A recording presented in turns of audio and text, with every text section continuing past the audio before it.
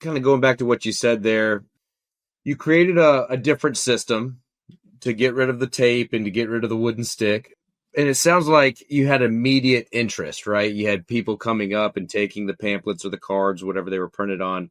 But in healthcare, as you know, there's a lot of, we've always done it this way, and who do you think you are trying to change it kind of mentality. And so were you able to just easily change the protocol or the way things have been done, or did you face any resistance along the way and, shifting from this height system to basing it off of age? Yeah, I tell you what, that just a question kind of brings me back.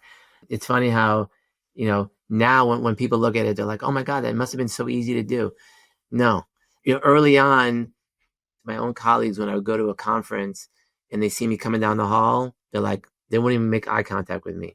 My own hospital, there were doctors in my own hospital who were behind the scenes trying to block what I was doing. My own hospital, when I told you I was giving these talks around the country, they said, when you go and you stand up on a stage anywhere in this world, you are never to mention that you work here. That's how bad it was.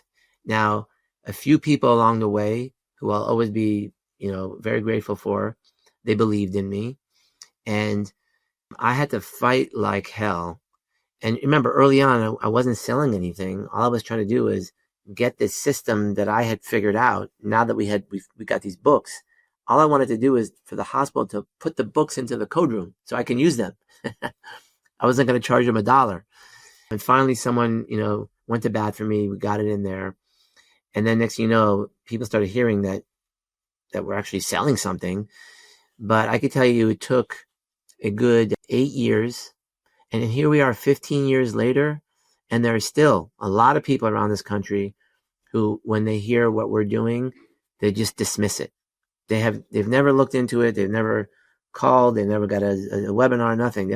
They just say, what he's doing can't be true. Even though there's peer-reviewed publications, people from around the country, there's, we're in use in 2,500 cities, close to 100 hospitals, the biggest hospitals in the country.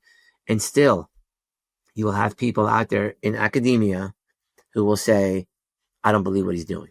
It's fascinating. Like, you could write a book on innovation in healthcare, and I'm sure that every innovation starts the same way, goes through the 10-year cycle. So when people call me today and say, hey, I got an idea, and even if it's the best idea, I said, you have 10 years?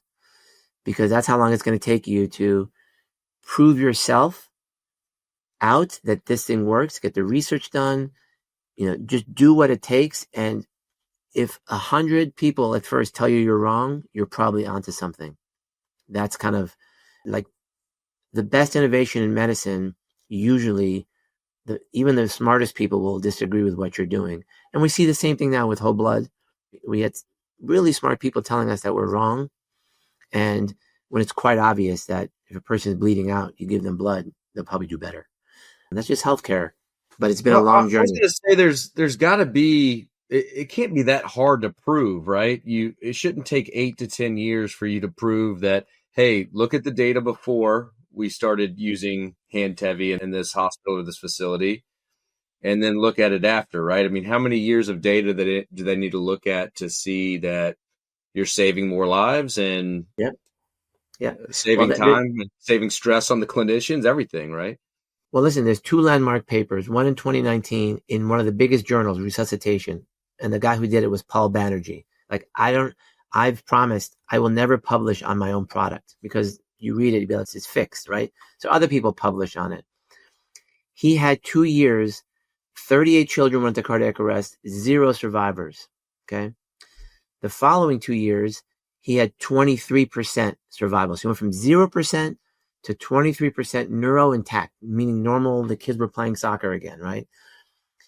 The American Heart Association cited that paper and said, yep, and I'm paraphrasing, yep, we saw that paper, but it was really hard to say how exactly all those kids came back to life. So they just disregard what we found. And by the way, there's another paper in 2022 out of Denver Health, very big system, that found 89% successful dosing with Handtevy compared to what the tape that they were using in the past was about 51% success.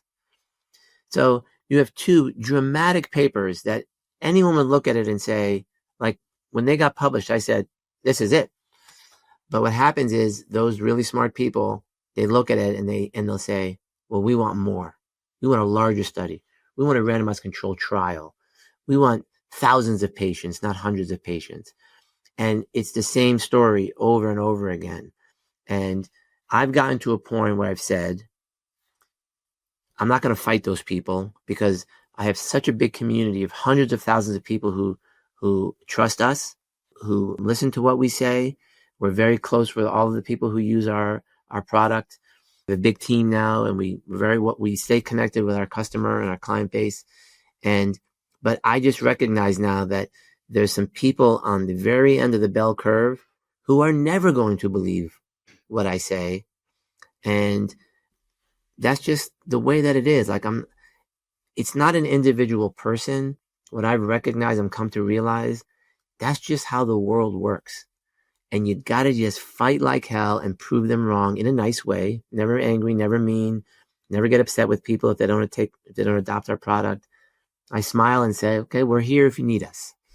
And that's just the way that we've held ourselves. And maybe in 20, 30 years from now, or maybe when I'm not here any longer, then everybody will be using it. But it does take a lot of time, unfortunately.